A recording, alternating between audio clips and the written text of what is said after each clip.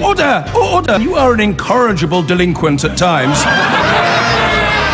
Behave yourself, man!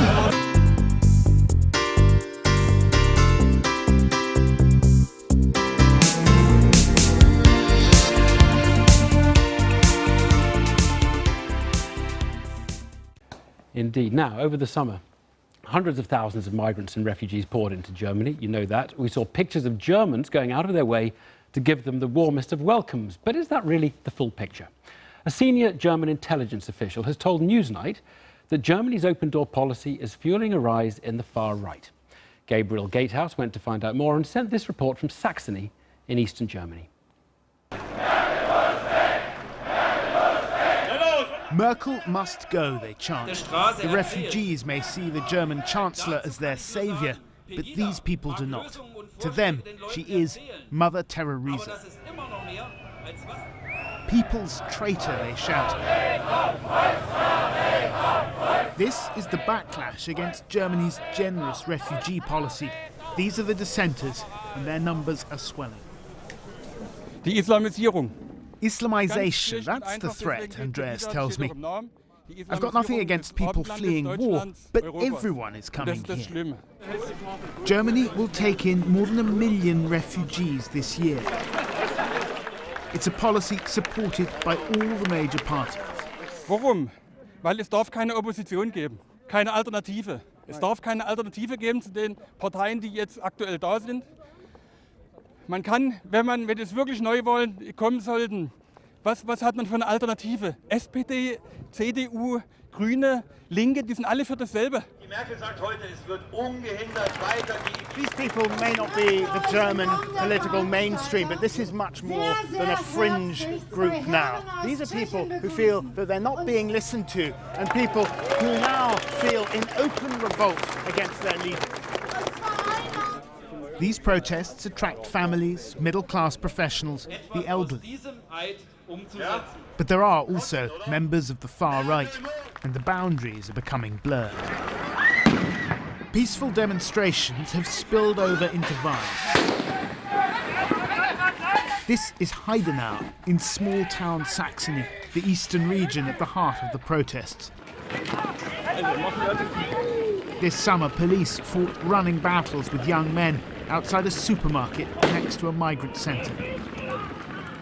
Newcomers here still have reason to be nervous. Some of the migrants at that centre told us they were woken at 4 in the morning by firecrackers. The protesters haven't gone away. The riots outside this supermarket could have been the moment where Angela Merkel tried to mollify the protesters or modified her refugee policy. Instead, she's pushing on through. We can do this, she's saying, as thousands more refugees have come across the border. It's almost as if she's testing the limit of Germany's tolerant political consensus. Here in the east, there are marches almost every day. In Freital, a suburb of Dresden, anti-immigrant sentiment is bleeding into a more general sense of alienation. We don't want a civil war, this poster reads. This is a movement of the disaffected, who see the refugees as a challenge to their German identity. Oder die wollen Deutschland kaputt machen, mit Absicht kaputt machen. Unsere linke Regierung. Das Mischvolk. Ja, die wollen das Mischvolk, die wollen, wie Sie schon sagen, ich kann es Ihnen nicht sagen. What is Mischvolk? What does that mean? Der Deutsche soll aussterben und so lieber Wie es in Amerika, also mischen das alles. Flüchtlingsland. Ne? Ja, genau. Mixing. Across Germany, the past few months has seen a rise in far-right violence. That rise has been most marked here in Dresden, where police have been struggling to cope with an increase in extremist activity. The security services told us they disrupted a plot earlier this year by a group calling itself the Old School Society to attack mosques and asylum seekers' homes. They were real Nazi racists. They said that Muslims and people from other countries don't belong here. Let's get rid of them, and let's do that with violent means. The chief of internal intelligence for the Saxony region told me that the far right is poised to take advantage of the refugee crisis. What they are able to is alienating more and more people from the democratic process, and democracy without Democrats can't work. And this subject, especially the fear of those many people seeking refuge in Germany right now, is the subject the right-wing extremists have waited for. It's not easy to persuade right-wing extremists to talk openly on camera. We spent some time in a bar in a Dresden suburb, a place frequented by people on the far right.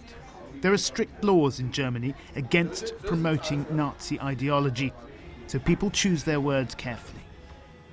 Die ganze Befürchtung, die ist da, die jeder von uns hat, dass es zum Bürgerkrieg kommen wird, dass sich irgendwann Leute dort zusammentun, um dort wirklich zum bewaffneten Widerstand dort zu greifen. Ich persönlich bin von der friedlichen Fraktion. Ich kenne Leute, die sich schon intensiv dort bewaffnet haben und die sich darauf auf den Bürgerkrieg vorbereiten. Ja. The refugee crisis and the sense of injustice among some Germans presents an opportunity to the far right to reopen older wounds, to revisit the past, including the issue of Germany's post-war borders and territory that is now in Poland. Zum Beispiel, dass Schlesien besetzt ist, ja, dass Ostpreußen besetzt ist und dann Schritt für Schritt müsste dort irgendwie Pläne dort ausgearbeitet werden, um wirklich dort aus Unrecht wieder Recht zu machen. Friedlich und zivilisiert.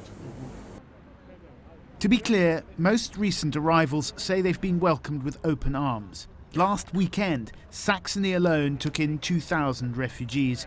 That's half as many as Britain says it'll accept in a whole year. Saxony's intelligence chief says his job would be easier if other European countries, including Britain, also took in more.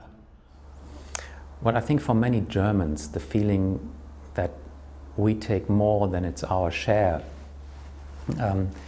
is very strong. So I think from a sense of fair play, a very British concept, it would help.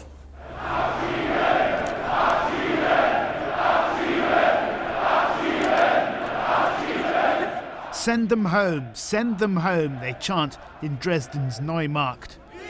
They've been gathering every Monday for a year now.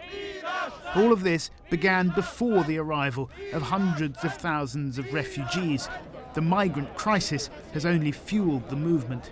Many of these people have got nothing to do with the far right, or at least that wasn't their primary motivation for coming here. But they do feel that they've been ignored, and there's a strong sense now that the longer that continues, the more they'll be pushed to the extremes. These people are styling themselves as the resistance.